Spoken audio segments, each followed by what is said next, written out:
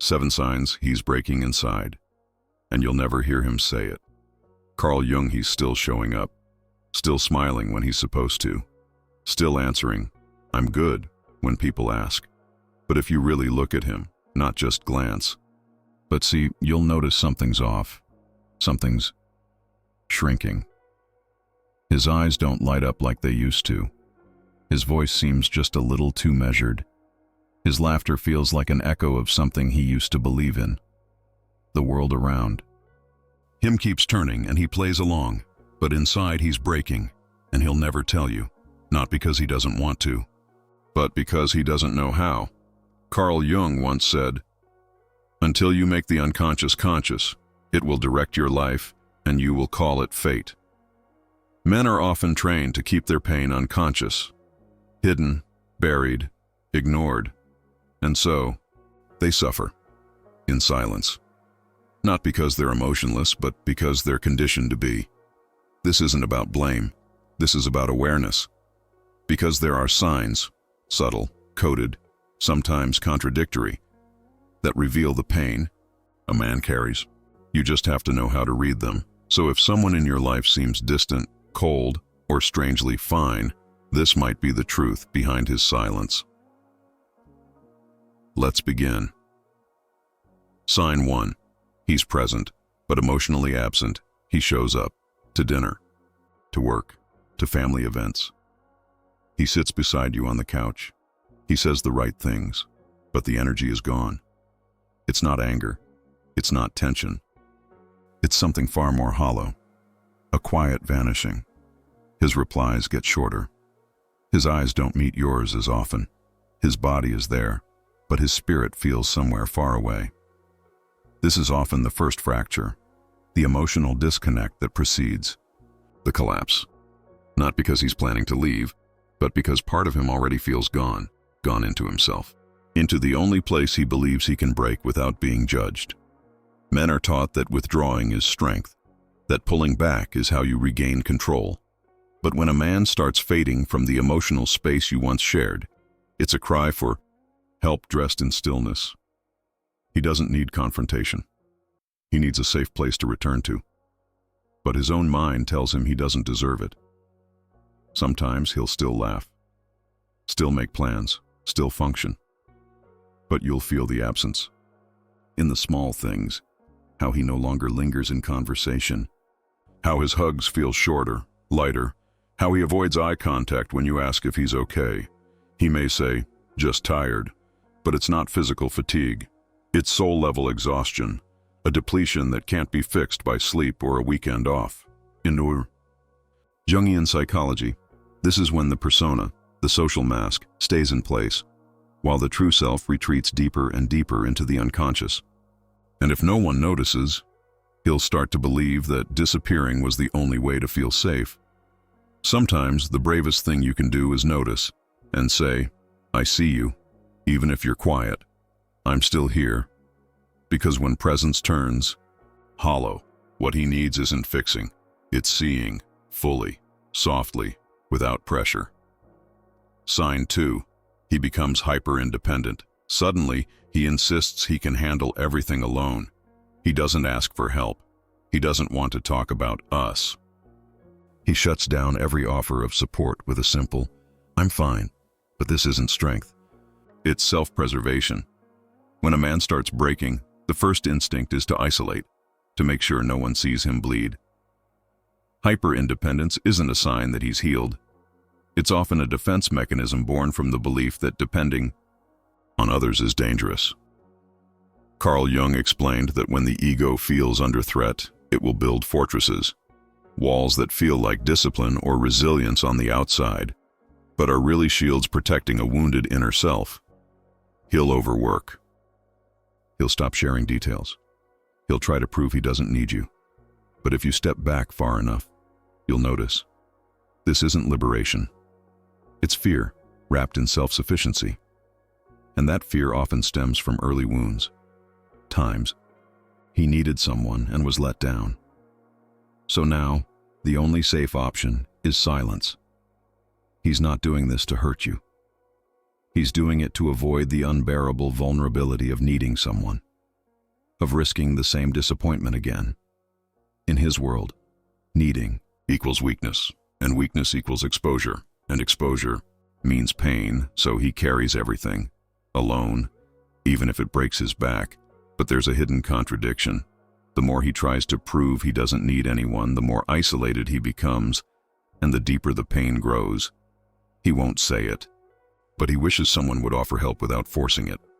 Someone who stays close without invading, who says, "You don't have to do this alone," and means it, because the fortress isn't home. It's a prison, and behind every "I'm fine" is a man screaming for connection in a language he never learned to speak. Sign 3. He overcompensates with positivity. He's posting motivational quotes. He's suddenly at the gym 5 days a week. He talks about new beginnings and leveling up, and at first glance it all seems healthy, even admirable. But if you know him well, you feel it. The smiles feel too wide, the captions too forced. The optimism feels desperate.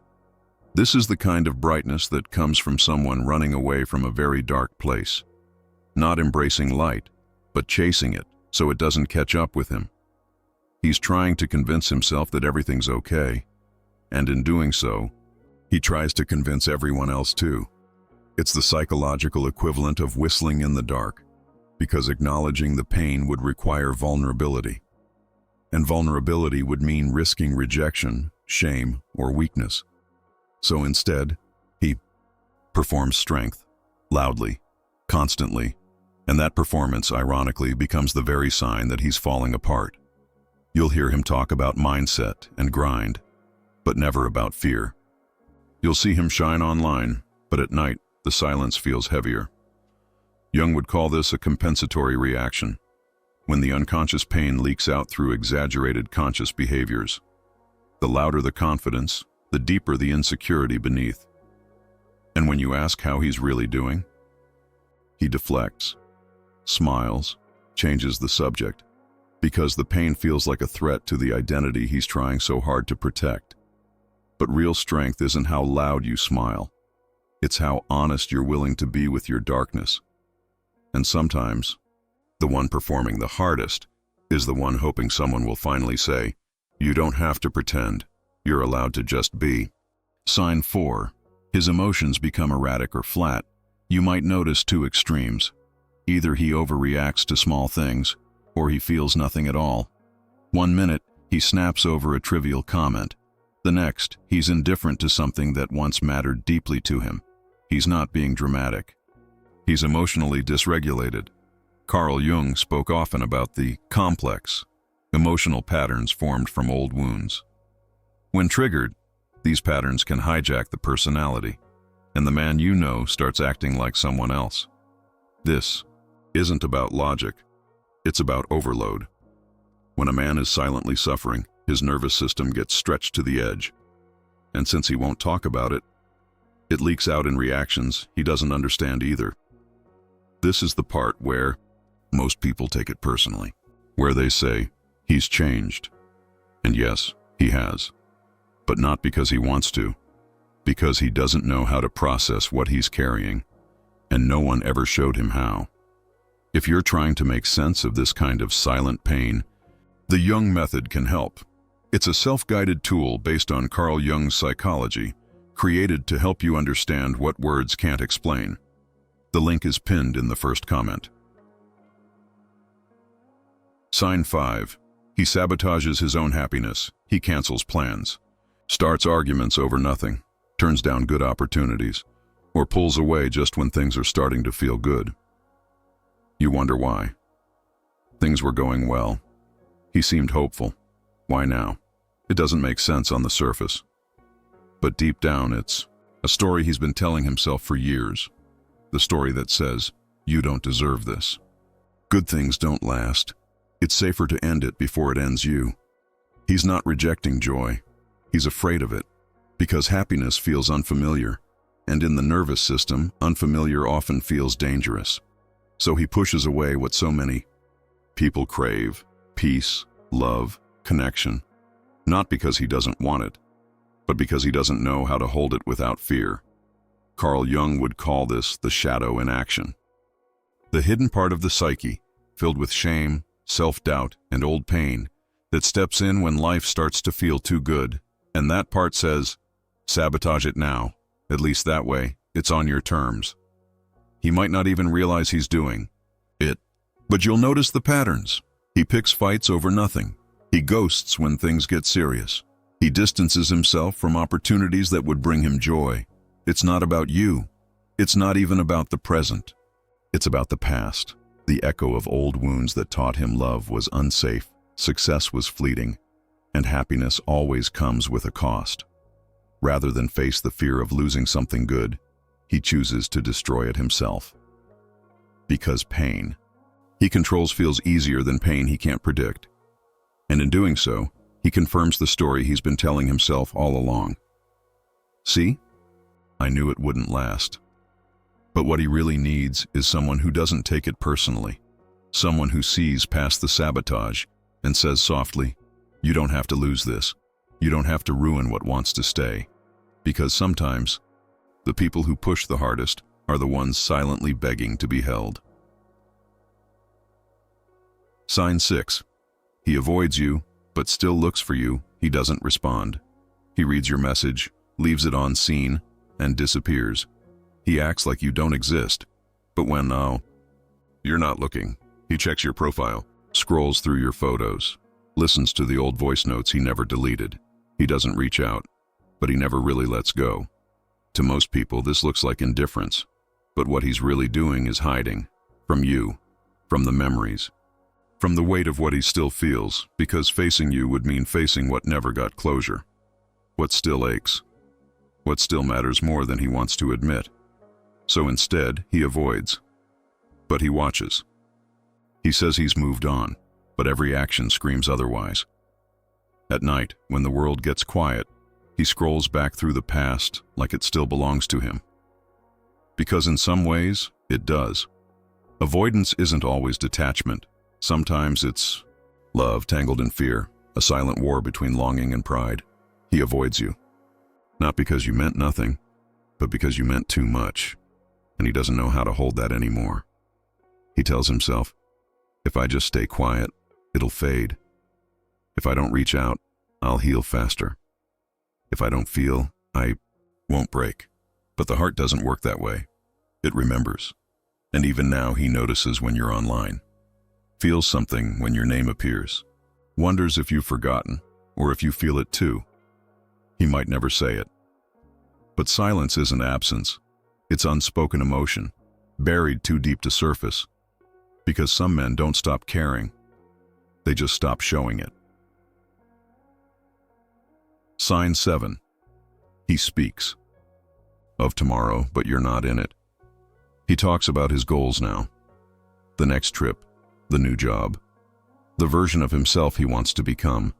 And it sounds impressive, like he's focused, stable, ready to move forward. But listen closely, you're no longer in the story. There's no mention of we, no shared vision, no space for the connection that once meant everything. And it's not because he stopped loving, it's because including you would mean acknowledging the ache. So instead, he rewrites the future. Not because he's over it, but because pretending you're gone is the only way he can keep functioning. He tells himself he's fine, that he's stronger this way. That solitude is freedom. But behind the strength is a shadow. Behind the focus is fear. He's performing a life without you. But the script is shaky. And the emotion seeps through the cracks. You'll hear it. When he hesitates mid-sentence, when he avoids certain songs, when your name comes up and his voice shifts. This isn't peace. It's self-protection. And even if the future looks organized from the outside, inside it's filled with silence, with paused dreams, and with moments that still echo your name. He avoids imagining you in the next chapter, not because he doesn't want you there, but because the last one broke him. He's not rebuilding. He's covering the damage. He's not moving on. He's surviving the memory. And the truth is, even if he never says your name again, you live in the space between his sentences, in the dreams he stopped having, in the versions of life that still feel incomplete. Because when a man removes you from the picture, it doesn't always mean he's erased you. Sometimes it means he's still staring at the blank spot where you used to be. Final reflection. If you saw yourself, or someone you love, in these signs, know that this kind of breaking rarely looks like collapse. Sometimes it looks like distance. Sometimes like silence. Sometimes like strength, too loud to be real. Men often suffer in ways the world doesn't recognize. They fall apart in silence, and that silence deserves to be understood. If this helped you see more clearly, subscribe to Mind Shift, a space for truth beneath the surface, for shadow and light, and for every heart learning to speak again. You're not broken. You're awakening, and even if the world doesn't notice, we do. This is your shift.